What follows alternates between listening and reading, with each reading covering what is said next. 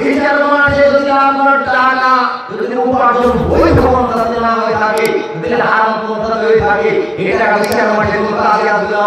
আপনার কোটি টাকা বিচার মাঠে আপনাকে পৌঁছাতে পারবে না। বৈধ ইনকাম করে, সুদ মুক্ত ইনকাম করে এই টাকা দিয়ে দান সাদকা করবেন, আল্লাহর রাস্তায় খরচ করবেন। যদি আপনার যাকাত খরচ হয়ে থাকে, আপনি আমওয়ালে হাকুল সালাল্লাহু তোমার মধ্যে বঞ্চিতদের হক রয়েছে, ওটা গুনে গুনে বের করে দিতে হবে। এক সেকেন্ডের মাঝে বলে বেশি দিয়ে জিরোটা চলবে না, অসম্ভব ব্যাপার। আপনাকে গুনে গুনে দিতে হবে, না গুনে দিতে চলবে না, সেদিন আপনি ঠেকাতে পারবেন না। সেদিন আপনার অর্থ কাজে আসবে না, এটা মনে রাখেন। আপনাকে অর্থ অবশ্যই বৈধ পন্থাতে উপার্জন করতে হবে, সুদ মুক্ত অর্থ উপার্জন করতে হবে। এদেশের লাখো মানুষ হারাম উপার্জন করে। রাসূল সাল্লাল্লাহু আলাইহি ওয়াসাল্লাম বলেছেন, আসফিল ফাদলে, তোমরা সানাড়ির উপার্জন করো না, তোমরা সানাড়ির উপার্জন করো না, সানাড়ির উপার্জন হারাম। সারা মানে ওই যে গাভী নিয়ে যান, ওই যে গাভী নিয়ে যান, গাভ দিতে আর ওই গাভী আল্লাহ 500 টাকা নেই, এই উপার্জন হারাম। মুহাম্মদ সাল্লাল্লাহু আলাইহি ওয়াসাল্লাম নিষেধ করেছেন, এই উপার্জন খেয়ে গেলে কবুল হবে না। মুহাম্মদ সাল্লাল্লাহু আলাইহি ওয়াসাল্লাম বলেছেন, এটা যদি নিয়ে থাকে এটা রাষ্ট্রীয় পুরস্কারে জমা দিতে হবে। এই কথাই মুহাম্মদ সাল্লাল্লাহু আলাইহি ওয়াসাল্লাম বলেছেন।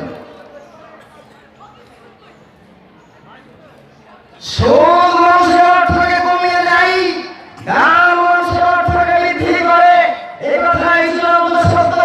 মহান আল্লাহ তাআলা বলেন, আল্লাযীনা ইয়াকুলুনা রিবা লা ইয়াকুমুনা ইল্লা কামা ইয়াকুমুল্লাযী ইয়াতাকাব্বারু শাইতান মিনাল মাসি।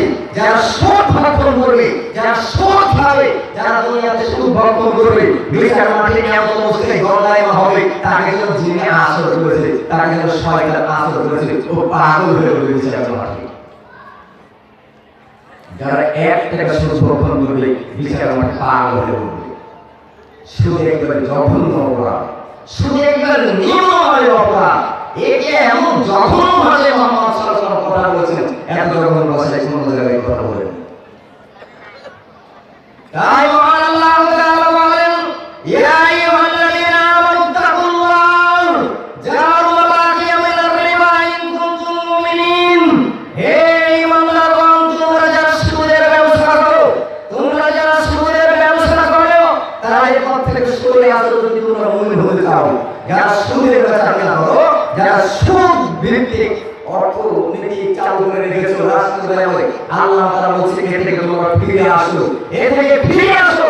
ফাইনাম তাফারু ফাজাউ বিহাদিন মিনাল্লাহি ওয়া রাসূলিহি। যদি ফিরে না আসো তবে প্রস্তুতি নিয়ে আসো, যদি ফিরে না আসো প্রস্তুতি নিয়ে আসো। কোন মায়ের বেলায় মাটির উপরে জন্ম নেয়নি, আল্লাহর সাথে আমরা তার নবী মুহাম্মদ সাল্লাল্লাহু আলাইহি ওয়াসাল্লামের যুদ্ধ করার প্রস্তুতি নিয়ে যেতে পারে কোন মায়ের বেলায় জন্ম নেয়নি।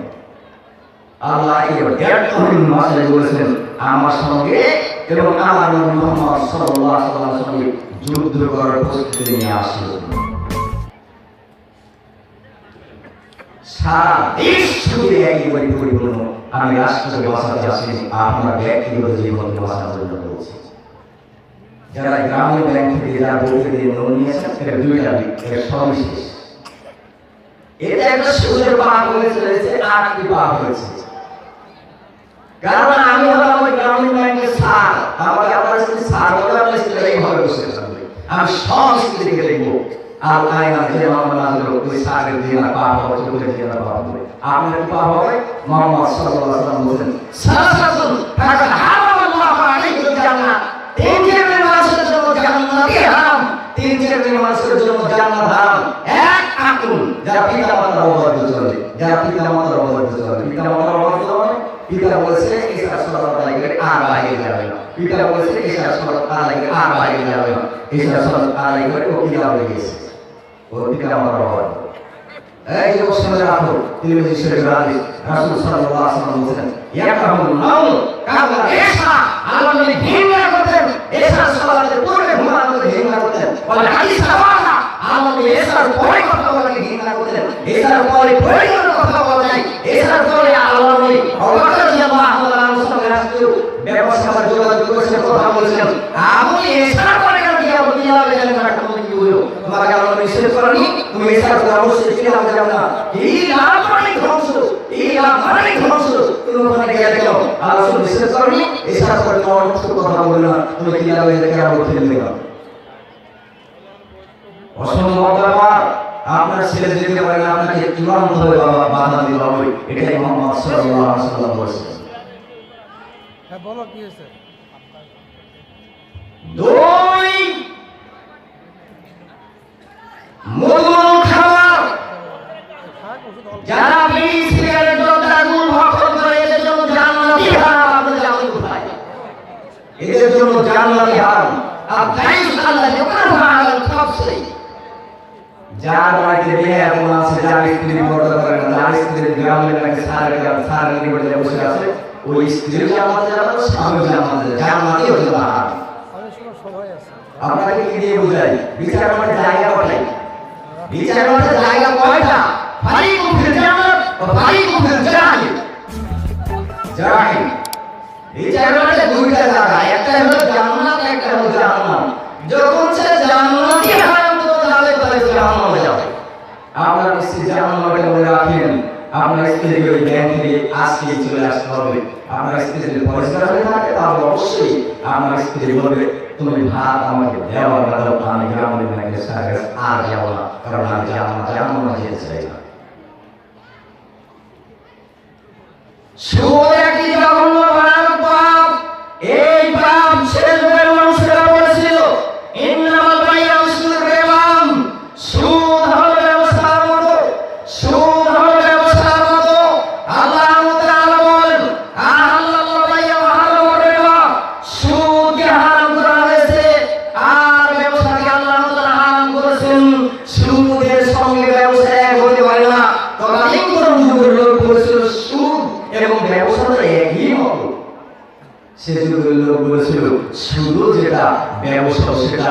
সে যুগের লোক বলেছিল, আল্লাহ তাআলা বললেন সুদ আর ব্যবসা এক জিনিস নয়, ব্যবসা হলো হারাম আর সুদ হলো হারাম। এই কথা মহান আল্লাহ তাআলা বলেছেন। ইহুদিরা ধ্বংস হয়ে গেছে, ইহুদিরা ধ্বংস হয়ে গেছে তার 10টি কারণ।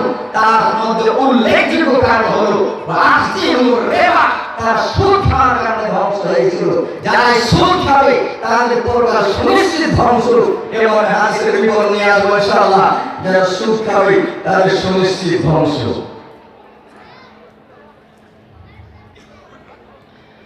রাসূল সাল্লাল্লাহু আলাইহি ওয়াসাল্লাম বিদায় হজের মাসলে বলেছিলেন, বিহাজ্জাল ওয়াদাই। আল্লাহর নবী বিদায় হজের মাসলে বলেছিলেন, মনে রাখিও, ইন্না কুল্লা রিবাম মিন রিবাইল জাহিলিয়া। আমি মুহাম্মদ সাল্লাল্লাহু আলাইহি ওয়াসাল্লাম আজকে জাহিলিয়াতের নীতি সুদকে কবর দিলাম। কোন মুসলিম কোন মুমিন সুদ খেতে পারে না। আল্লাহ নবী বিদায় হজের মাসলে এই সুদকে কবর দিয়েছেন, বলেছেন আজকে জাহিলিয়াতের নীতিকে কবর দিলাম, আর কোন মুমিন কোন সুদ খেতে পারে না। সুদের একটা ভয়ানক জঘন্য অপরাধ, হয়তো কোন মুমিন এটা ভক্ষণ করতে পারে না। ঘরে ঘরে সুদ হয়ে গেছে, যেমন ঘরে ঘরে সুদ হয়ে গেছে, সবার পরকাল হারিয়ে যাবে। বুখারী মুসলিমের একটি লম্বা হাদিস অনুবাদ করে সামনে বলবো ইনশাআল্লাহ। সামনে যুবক রাদিয়াল্লাহু তাআলা নবীর তিনি বলেন, ইযা সাল্লা আলাইহি আকাল বিওয়াজহি। আল্লাহ নবী সাল্লাল্লাহু আলাইহি করলেন করে আমাদের দিকে মুখ করে বসলেন। আল্লাহ নবী সাল্লাল্লাহু আলাইহি করে আমাদের দিকে মুখ করে বসলেন। হযরত সাল্লাল্লাহু আলাইহি করে আমাদের দিকে মুখ করে বসলেন। আর রাসূল 5 ওয়াক্ত সালাতে, আর রাসূল 5 ওয়াক্ত সালাতে সালাম ফেরানোর পরে মুখ তার দিকে মুখ করে বসলেন। এটাই হলো সুন্নাহ, এটাই হলো সুন্নাহ। মান রাইতুল লাইলা। আর রাসূল বলেছেন, তোমাদের আজকে রাত্রি থেকে কেউ কোনো স্বপ্ন দেখেছো? আজকে রাত্রিতে তোমরা কেউ কোনো স্বপ্ন দেখেছো? দেখে থাকো, আমি এটা আমি বলে দিব, আমি এর ব্যাখ্যা করে দিব। তোমরা বলো আজকে রাত্রে কে কি স্বপ্ন দেখেছো, তার বিবরণ আমি বলে দিব। এই কথা মুহাম্মদ সাল্লাল্লাহু আলাইহি ওয়াসাল্লাম বলছেন। সাহাবায়ে বলেন, আল্লাহ নবী আমরা কেউ আজকে রাত্রে স্বপ্ন দেখিনি। তাহলে মুহাম্মদ সাল্লাল্লাহু আলাইহি ওয়াসাল্লাম বলছেন, আমি আজকে রাত্রে স্বপ্ন দেখেছি একটি। দেখলাম দুজন আগত ব্যক্তি আসলেন, এসে আমার দুই হাত ধরে একটা সমতল জমিনের দিকে নিয়ে গেলেন, সম্ভবত শাম অথবা সিরিয়ার দিকে নিয়ে গেলেন। যদি থাকলাম দেখলাম একজন মানুষ বসে আছে, আর একজন মানুষ তার ওই মুখের ভিতরে বাঁকা লোহার জিগির দিয়ে তার মুখখানাকে বিভস্ত করে দিচ্ছে, এবার হেলে পেট ধরে পার করে দিচ্ছে, আবার এবার হেলে দিচ্ছে। এমন অবস্থা দেখলাম, দেখে আমি জিজ্ঞেস করলাম, ঠাকুর তোমার হাজা এ কে? আমাকে বললেন ইন্দ্রালে। আপনি চলতে থাকেন, ঠান্ডা লাগে না, আমি চলতে থাকলাম। কিছু দূর গিয়ে দেখলাম একজন মানুষ শুয়ে আছে, তার মাথা করে পাথর লেগে তার মাথা বারবার পাথর মারছে, বারবার ঠিক হয়ে যাচ্ছে, আবার পাথর মারছে, আবার পুনরায় ঠিক হয়ে যাচ্ছে। এমন দৃশ্য দেখে আমি বললাম এর এমন অবস্থা কেন? আমাকে আবার বলছিলেন ইন্দ্রালে। আমি চলতে থাকলাম, ঠান্ডা লাগে না, আমি চলতে থাকলাম।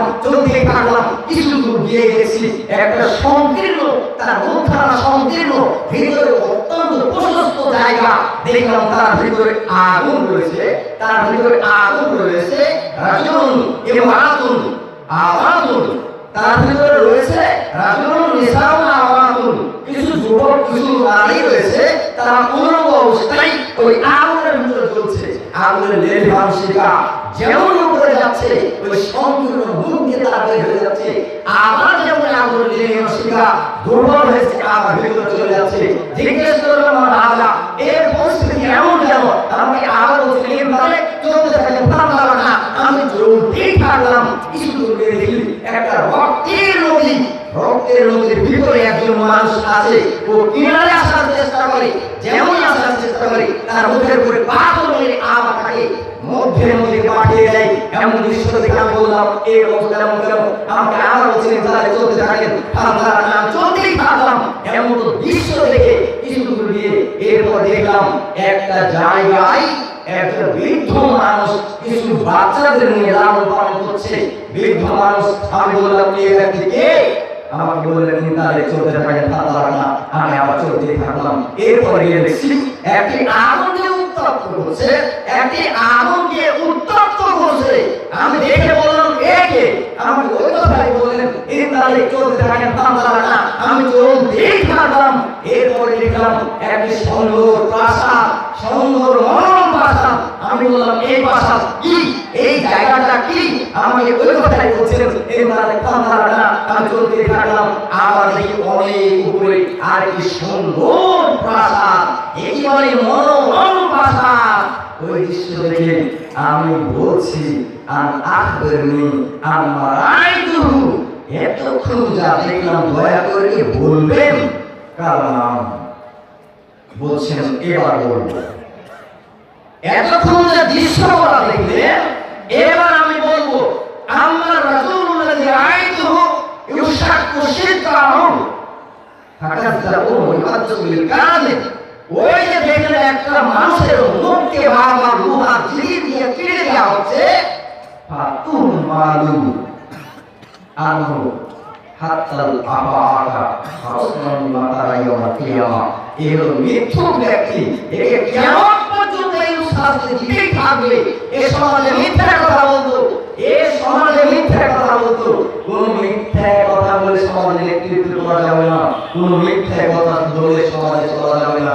মিথ্যা বলে বিচারের মাঠে তার মুখখানাকে বিভস্ত করে দেওয়া হবে। এটাই মুহাম্মদ সাল্লাল্লাহু আলাইহি ওয়াসাল্লাম বলেছেন। মিথ্যা থেকে আমাকে বেঁচে থাকতে হবে। ওয়া আম্মা রাসূলু, এই যে দেখলেন ওয়া আম্মা ওয়াল্লাযী রাআইতুহু, ওই যে দেখলেন একজন মানুষ উস্তাদ রাসূল, তার মাথাখানাকে ভেঙে চৌচির করে দেওয়া হচ্ছে। ফাজুল্লাহ কোরআন ফারামা বিলাইলি ওয়ালা মিয়ামা ফিহি নামিহি, তাকে আল্লাহ কোরআন মাজিদে জ্ঞান দিয়েছিলেন, তাকে আল্লাহ কিছু বিদ্যা দিয়েছিলেন। ওই বিদ্যা অনুপাতে সে আমল করেনি, হরতালি করে পাঠাইছে। এখন কিছু মানুষ দেখা যায় আমাদের আলে কবিজ বলে, বিচারের মাঠে কি যে হিসাব হবে।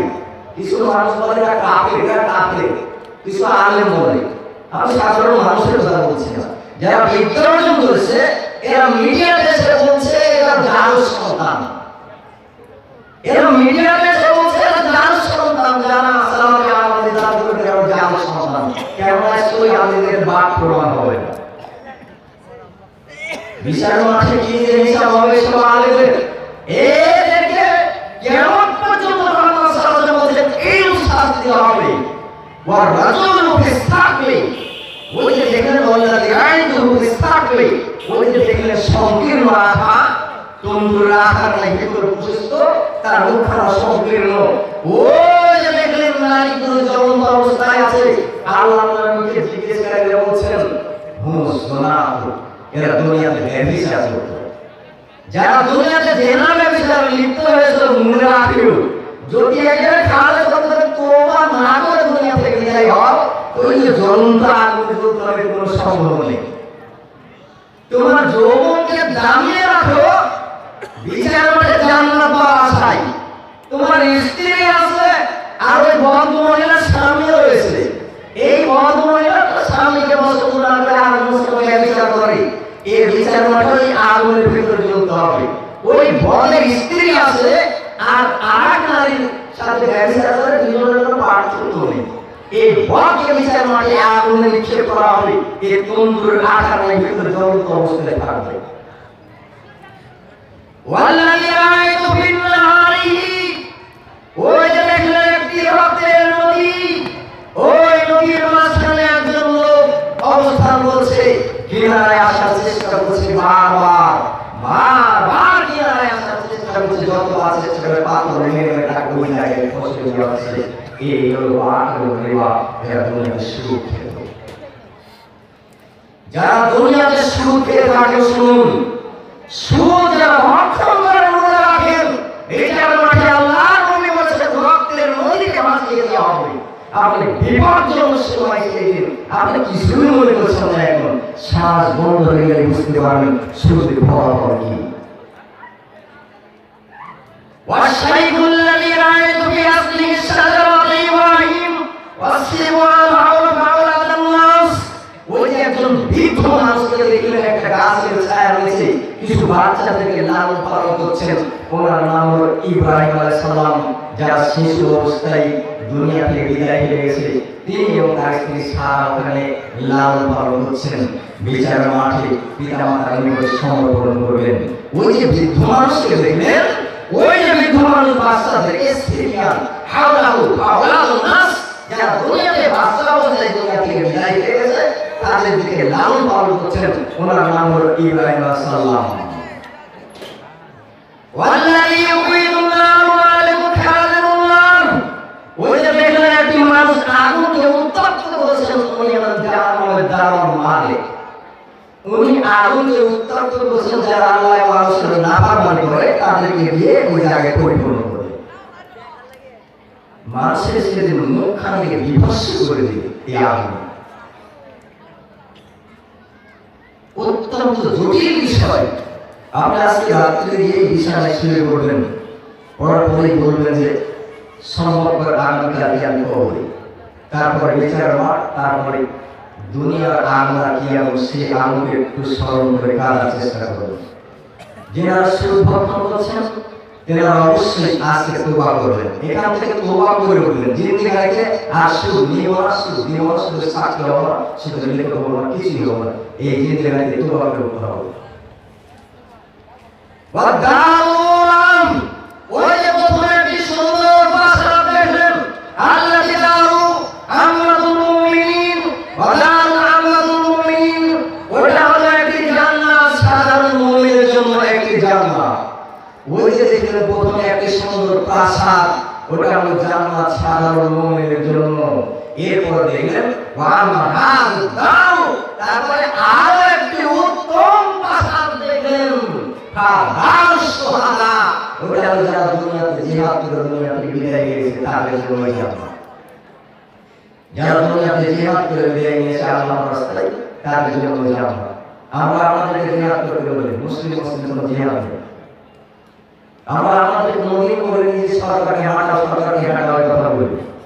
আমরা করোনা মানুষের পারিবারিক জীবনে আল্লাহ তাআলা যে কথা বলেছেন আমরা বলার চেষ্টা করি, ইয়া আইয়ুহাল্লাযীনা আমানু আনফুসাকুম ওয়া আহলিকুম নার, এই ইমানদারগণ তুমি যে জাহান্নাম থেকে বাঁচাও, কোরআন পড়লে তুমি জাহান্নাম থেকে বাঁচাও। ওয়াকুদুহা নাস ওয়াল হিজারা, জাহান্নামের আগুন হলো জাহান্নামের পরিহিত মানুষের পাথর। পাথর সম্পর্কে আগে বাড়বো না, কারণ পাথর সম্পর্কে আগে বাড়ার সমস্যা আছে, আমি আলোচনা করবো। আপনাকে বলছিলাম আপনি সুদ মুক্ত ভাবে চলার চেষ্টা করুন, আপনি সুদ মুক্ত সমাজ, সুদ মুক্ত পরিবেশ করার করুন। রাসূল সাল্লাল্লাহু আলাইহি ওয়াসাল্লাম বলেছেন, ওয়া আখিরু রিবা ওয়া মুকাল্লা ওয়া কাতিবা ওয়া শাহিদে ওয়া কালা মুসলাউন, সুদে গ্রহণ করে, সুদে ভক্ষণ করে, সুদে দেয়, সুদে নেয়, সুদের যে সাক্ষী, সুদের যে হিসাব করে, এরা সবাই সমান। সারা বাংলাদেশে কোন সুদ ভিত্তিক যারা ব্যাংকে চাকরি করে তাদের জীবিকা বৈধ নয়। এই অর্থ থেকে এবার কবুল হবে না। লা ইয়াজুরু জাযাল দুনিয়া হারাম, হারাম খাদ্য দিয়ে যাদের শরীর পরিপুষ্ট হয়েছে, এই খাদ্য দিয়ে, এই খাদ্য ভক্ষণ করে জান্নাতে প্রবেশ করবে না। অতএব আপনাকে বলছি, আপনি জান্নাত পাওয়ার আশায়, জাহান্নামের ভয়াবহ আযাব থেকে বাঁচার আশায় আপনি সুদকে ত্যাগ করুন। শুনুন, যিনি সুদ দিচ্ছেন উনিও সমান, যিনি সুদ গ্রহণ করেছেন উনিও সমান। এইবার সুদ দুইজন, একজন দিলেন, একজন নিলেন, আর একজন লিখলেন 200 টাকার বিনিময়ে, আর একজন 1 কাপ চায়ের বিনিময়ে সাক্ষী হলেন। সবাই সমান। আল্লাহ বলেছেন সবাই সমান। সবাইকে বিচার মাঠে রক্তের নদীতে ভাসিয়ে দিলে, এই কথাই মুহাম্মদ সাল্লাল্লাহু আলাইহি ওয়াসাল্লাম বলেছেন, রক্তের নদীতে আপনাকে ভাসিয়ে দিলে আপনি শুধু সাক্ষী হলেন কেন? আপনি শুধু সাক্ষী হলেন কেন?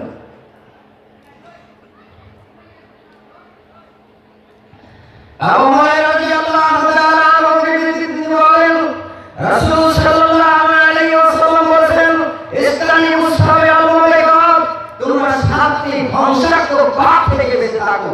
মানুষ ধ্বংস হয়ে যায়, এরকম পাপ হলো 7টি। মানুষ ধ্বংস হয়ে যাবে, তার সুনিশ্চিত ধ্বংস, এরকম পাপ হলো 7টি। ওমা হুন্না ইয়া রাসূলুল্লাহ, আল্লাহর নবী তার কি পাপ গুলো কি একটু বলুন তো? তারা বলছেন, আশিরকু বিল্লাহ, আল্লাহর সাথে শিরক করা। আল্লাহর সাথে শিরক করা হলো মানুষ ধ্বংস হয়ে যাবে। যে আল্লাহর সাথে শিরক করবে তার সুনিশ্চিত ধ্বংস। শিরক একটি জঘন্য পাপ। এই মাজলিসে অনেক মহিলা, অনেক পুরুষ উপস্থিত আছেন যাদের এই হাতে অথবা গলায় তাবিজ রয়েছে। রাসূল সাল্লাল্লাহু আলাইহি ওয়াসাল্লাম বলেছেন, মান তাআল্লাকা কালিমাতান ফাকাদ আশরাকা, যে ব্যক্তি তাবিজ ঝুলাবে সে শিরক করবে। যে তাবিজ ঝুলাবে তার সুনিশ্চিত ধ্বংস, যে তাবিজ ঝুলাবে তার সুনিশ্চিত ধ্বংস। এই কথাই মুহাম্মদ সাল্লাল্লাহু আলাইহি ওয়াসাল্লাম বলেছেন। আপনার স্ত্রী তাবিজ দিয়ে আছে,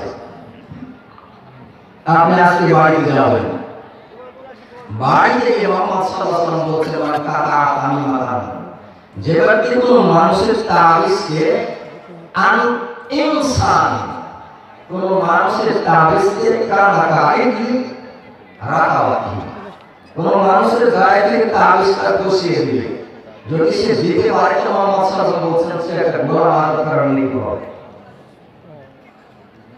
একটা গোলাম আজাদ করে দিলে নেকি হয়, তত নেকি হবে। আজকে মুসলিম, এই বৈঠকে মুসলিম অনেক বড় রয়েছে, কারো যদি গায়ে অথবা গলায় তাবিজ থাকে ও বিচার মাঠে সফলতা অর্জন করতে পারবে নিশ্চিত। অতএব আপনারা খসিয়ে দিবেন, আশা করি পরস্পর আলোচনা করে এটা খসিয়ে দিবেন। খসিয়ে দিতে পারলে একটি দাস মুক্ত গোলাম থেকে মুক্ত করার জন্য নেকি পাবেন। মান খালিকা গায়রা ফাকাদ আশরাকা, যে ব্যক্তি আল্লাহর রসুলের নামে কসম করে সেও শিরক করবে। মহিলা ছেলের নামে, বাপের নামে, মায়ের নামে বেশি বেশি কসম খায়, এই কসম থেকে দূরে থাকবেন।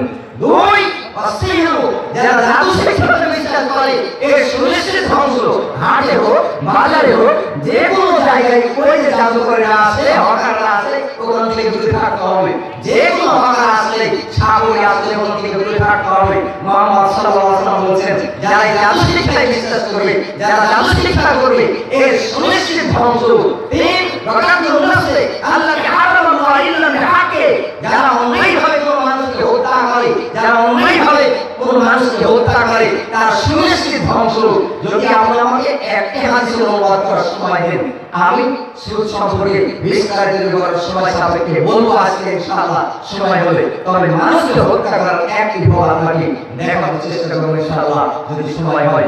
আপনাকে বলছি, আবু হুরায়রা রাদিয়াল্লাহু তাআলা আনহু বিরুদ্ধে রাসূল সাল্লাল্লাহু আলাইহি ওয়াসাল্লাম বলেছেন, যারা ইয়াউমি যাকাল গুরবা কাজলাহু আমরু, আমি তোমাদের জন্য বিচার মাঠে এমন পরিস্থিতি না দেখি যে তোমরা আত্মসাৎ করে বিচার মাঠে উঠবে, আত্মসাৎ করে তোমরা বিচার মাঠে উঠবে, এমন পরিস্থিতি যদি না দেখি লাউল কিয়ানা আলাইকুম ইয়াউমা কিয়ামাতি আলা কাবাতিহি বাইরাল্লাহু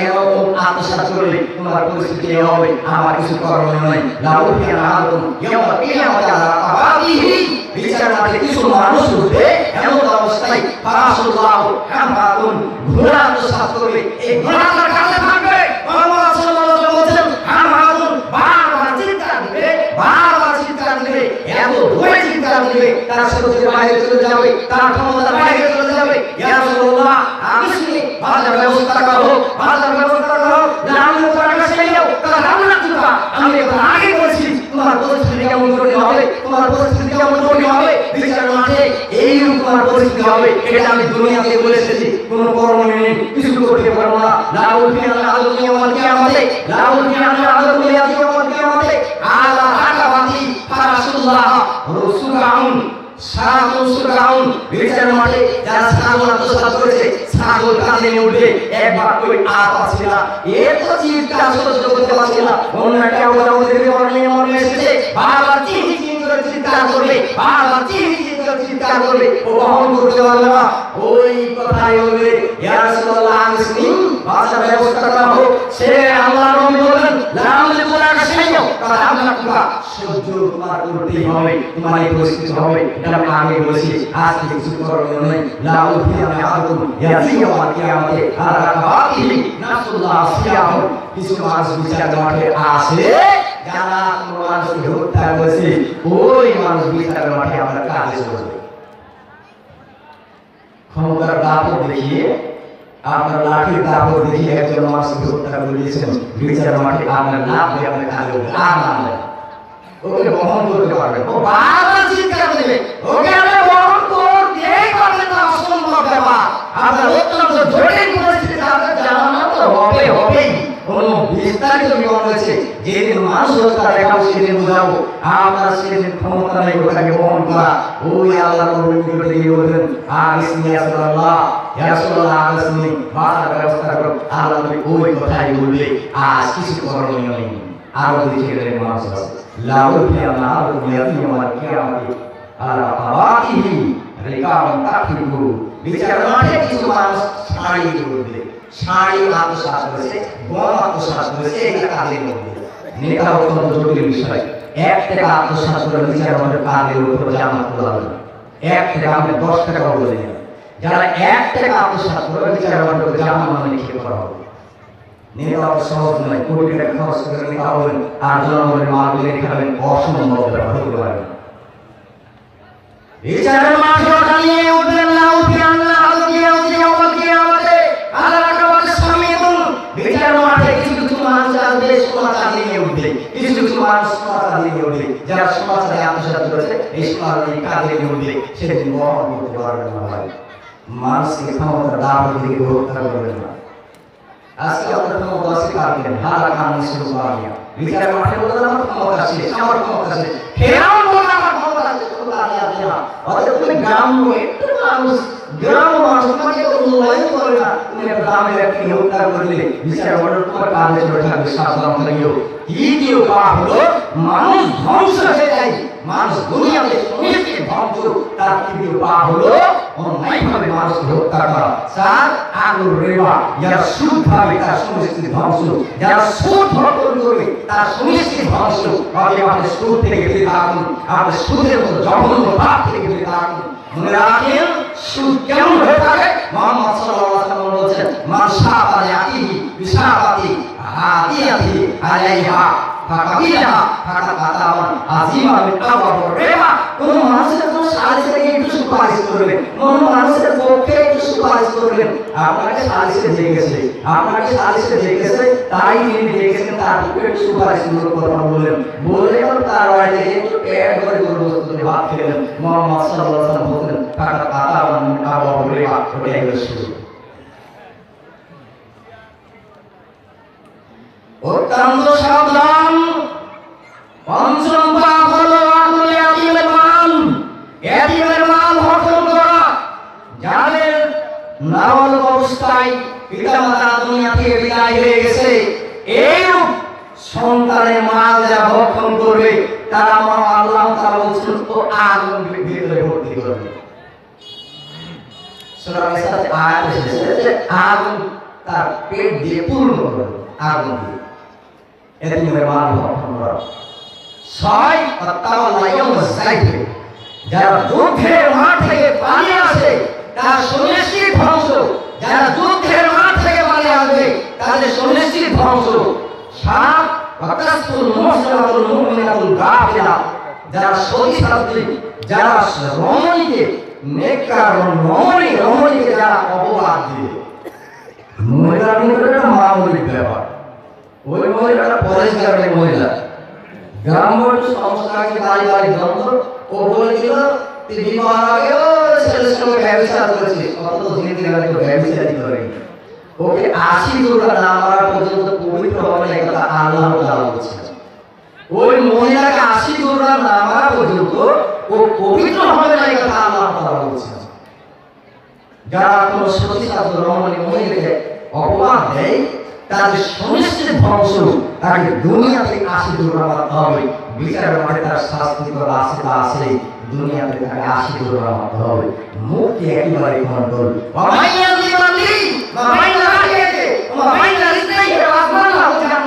যে ব্যক্তি দুইটা জিনিসের জিম্মেদারি নেবে, যে ব্যক্তি দুইটা জিনিসের জিম্মেদারি নেবে, আমি মুহাম্মদ সাল্লাল্লাহু আলাইহি ওয়াসাল্লাম তার জান্নাতের জিম্মেদারি নেব। তার এক নেই তার জিহ্বা, আর 2 তার লজ্জাস্থান। ব্যবসা করো না, এই মুখ দিয়ে যে কোনো কথাই বলবো না। আমার মুখ আছে বলে জানতাম তাই বলে দিব। একজন মানুষকে কথাই গালি সিনেমা বলবো, মানুষকে পাশে কি পয়সা ভাষায় কথা বলার পাশে কি মানুষকে হত্যা করার উপরে কথাই বন্ধুর মধ্যে কথাই কাজে মাকে গালি দেয়। আরে মাকে গালি দেয়, তোমার মাকে গালি দেওয়া হয়। আর রাসূল বলেছেন তুমি যদি তোমার বন্ধুর মাকে গালি দাও, অনেক পয়সা ভাষায় গালি দাও, মুহাম্মদ সাল্লাল্লাহু আলাইহি ওয়াসাল্লাম তোমার মাকে গালি দিচ্ছে। মুসলিম শরীফে আছে।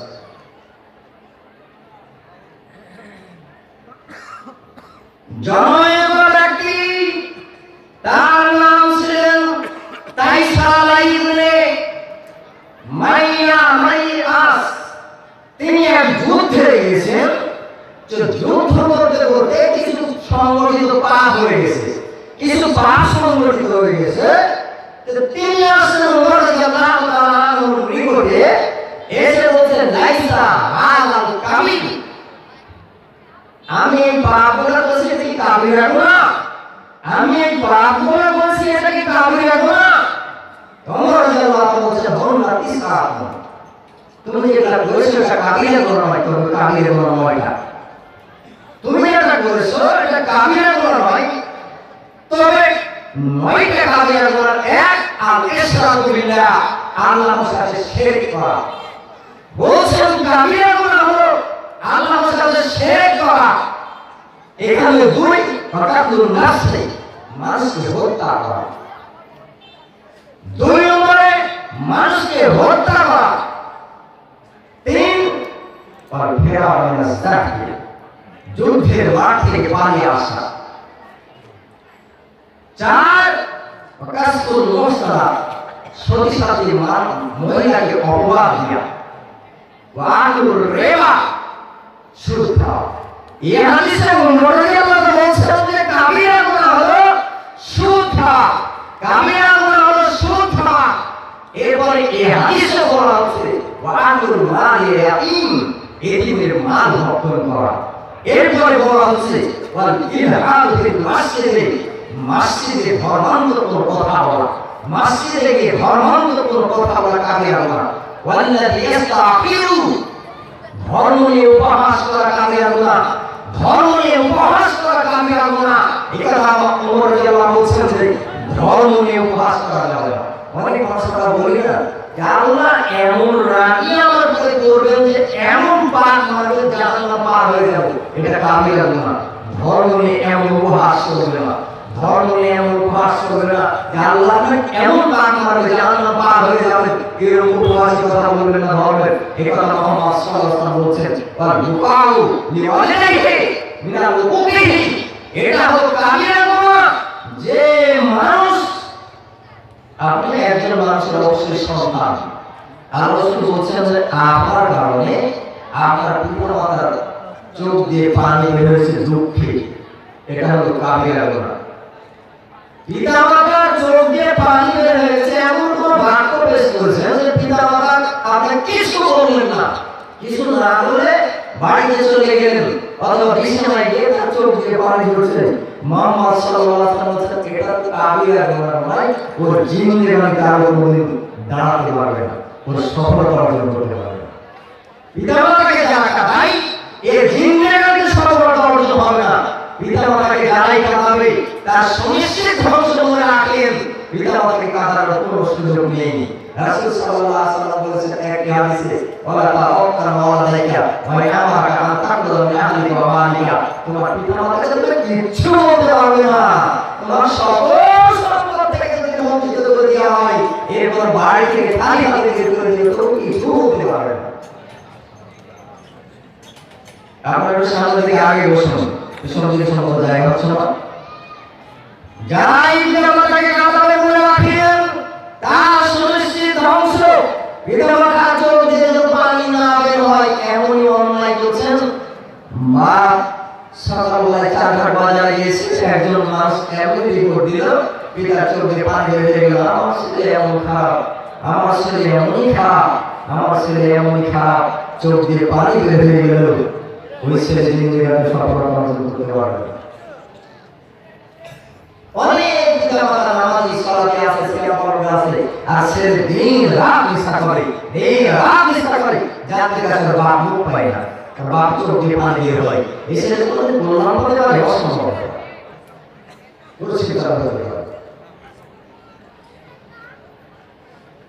সুরের বিষয়ে একেবারে রূঢ় হব। রাসূল সাল্লাল্লাহু আলাইহি ওয়াসাল্লাম বলেছেন আয-যাহাবু বিয-যাহাবে, স্বর্ণের স্বর্ণের বিনিময়ে স্বর্ণ যদি কম বেশি হয়ে যায় তবে শুধু হবে সমান সমান হতে হবে। আমার স্বর্ণটা পুরাতন, আমার স্বর্ণটা তো নতুন, আপনার স্বর্ণ আমি একটু বেশি দিলাম, আমার একটু কম দিয়ে দিলাম, মুহাম্মদ সাল্লাল্লাহু আলাইহি ওয়াসাল্লাম বলেছেন এটাই সুদ। হুবহু বস্তু যদি কম বেশি হয়ে যায় তবে সুদ হবে, এটাই মুহাম্মদ সাল্লাল্লাহু আলাইহি ওয়াসাল্লাম বলেছেন। আর ফিতরাতে রৌপ্য রৌপ্যর বদলে, চাঁদি চাঁদির বদলে যদি কম বেশি হয়ে যায় তবে সুদ। আর বুররু বিল বুররি ওয়াল বুররু বিল বুররি, রাসূল সাল্লাল্লাহু আলাইহি ওয়াসাল্লাম বলেছেন গমের বিনিময়ে যদি কম বেশি হয়ে যায় তবে সুদ হবে। আমার গমটি লাল, আপনার গমটি সাদা, আমার গমটি লাল, আপনার সাদা, আমার 3 কেজি দিয়ে দিলাম, আপনার 2 কেজি দিয়ে দিলাম, মুহাম্মদ সাল্লাল্লাহু আলাইহি ওয়াসাল্লাম বলেছেন এটাই হলো সুদ। হুবহু বস্তু যদি কম বেশি হয়ে যায় তাহলে সুদ হবে। ওয়াসাইয়ু বিসাই, জব জবের বিনিময়, জব যদি সমান না হয় তবে মুহাম্মদ সাল্লাল্লাহু আলাইহি ওয়াসাল্লাম বলেছেন এটা সুদ হয়ে যাবে। তারপরে খেজুরের বিনিময়ে যদি কম বেশি হয়ে যায় সুদ হবে। এই কথাই মুহাম্মদ সাল্লাল্লাহু আলাইহি ওয়াসাল্লাম বলেছেন হুবহু বস্তু, আপনার টাকাটা ছিঁড়া, 1000 টাকার নোট আপনার ছিঁড়া, এবার আপনি বলছেন ওটা 900 টাকায় আমার কাছে বিক্রি করবে, রাসূল সাল্লাল্লাহু আলাইহি ওয়াসাল্লাম বলেছেন এটাই হলো সুদ।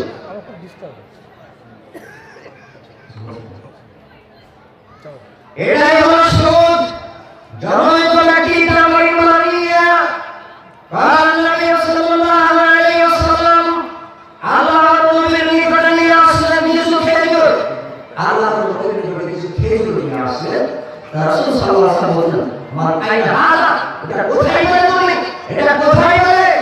তো বলছে দোকানা ইনদানা ফা বিটু তামরাতিন বারদিনু, এই খেজুরটা আমি নিয়েছি, তামরাতুন বারদিনু, এই খেজুরটা দিয়েছি আমি, আমার কিছু কমা খেজুর দিয়েছি আর ভালো খেজুর কম দিয়েছি।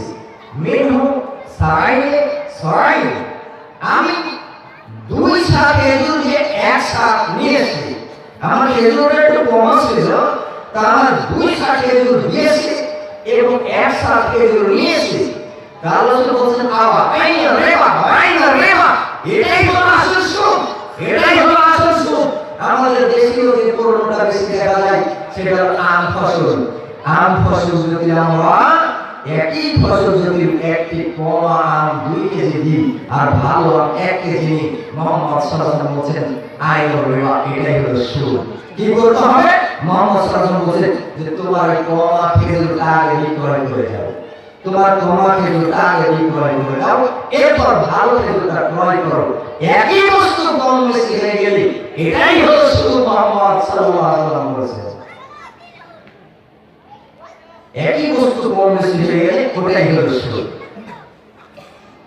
রাসূলুল্লাহ সাল্লাল্লাহু আলাইহি ওয়াসাল্লাম বলেছেন, আগারাজু আদম কাযান ফাআলা ইলাইহি আও আমালাহু।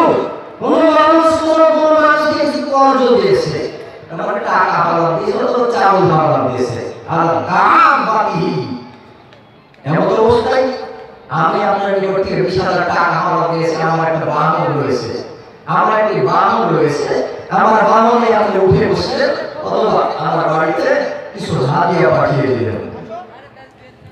রাসূল সাল্লাল্লাহু আলাইহি ওয়াসাল্লাম বলেছেন, ফালা ইয়াকরাহু ওয়া ইয়াকলুহা, তোমরা এটাকে গ্রহণ করবে না। ফালা ইয়াকরাহু ওয়া ইয়াকলুহা, তোমরা এটাকে গ্রহণ করবে না, কারণ তোমার হাওলাতের বিনিময়ে যদি তোমার গাড়িতে যে চড়ে থাকে তাহলে এটাই হবে তার জন্য সুদ, এটাই হবে তার জন্য সুদ। হাওলাতের বিনিময়ে যদি তোমার গাড়িতে কিছু হাদিয়া দেয় তাহলে এটাই হবে গ্রহণ করা হবে। ইল্লা ইয়াকুনা, রাসূল সাল্লাল্লাহু আলাইহি ওয়াসাল্লাম বলেন, ইল্লা ইয়াকুনা বাইনা বাইনা কামা যালিকা, যদি তোমার পূর্বে থেকে এরকম চলন কিরকম থেকে থাকে, তোমার বাড়িতে এমনি হাদিয়া দেয় অথবা তোমার বাংলাদেশে আগে থেকে এমন চলে থাকে, সেটা ভিন্ন কথা। হাদিয়া দেওয়ার পর যদি তোমার বাংলাদেশে চলে আর তুমি যদি তাকে ভাড়া না দাও তবে এটাই শুরু হবে। মুহাম্মদ সাল্লাল্লাহু আলাইহি ওয়াসাল্লাম বলেছেন। রাসূলুল্লাহ সাল্লাল্লাহু আলাইহি ওয়াসাল্লাম বলেছেন, আমার এই সম্প্রদায় আমার উম্মতের কিছু মানুষ রাত্রি যাপন করবে গান বাজনা নিয়ে, তামাশা নিয়ে, গান বাজনা নিয়ে, খেল তামাশা নিয়ে রাত্রি যাপন করবে। তবে মুহাম্মদ সাল্লাল্লাহু আলাইহি ওয়াসাল্লাম বলেছেন, ওয়াল কাইনা বিহি, তারা কি করবে? ওই গায়ক গায়িকা গান করবে, গায়ক গায়িকা গান করবে। আমার মধ্যে কিছু মানুষ রাত্রি যাপন করবে খেল তামাশা নিয়ে, ওয়াল কাইনাতে, তারা গান বাজনা নিয়ে, গায়ক গায়িকা নিয়ে রাত্রি যাপন করবে। শুরবিল খাম, তারা নিশা পান করবে, রাত্রি যাপন করবে, নিশা পান করবে। আমরা ছেলে বাড়ি রাত্রি যারা আছে দেখুন কত সিগারেট, কত বিড়িয়ার, কত ফেসবুকে বিবেচনা করেছে।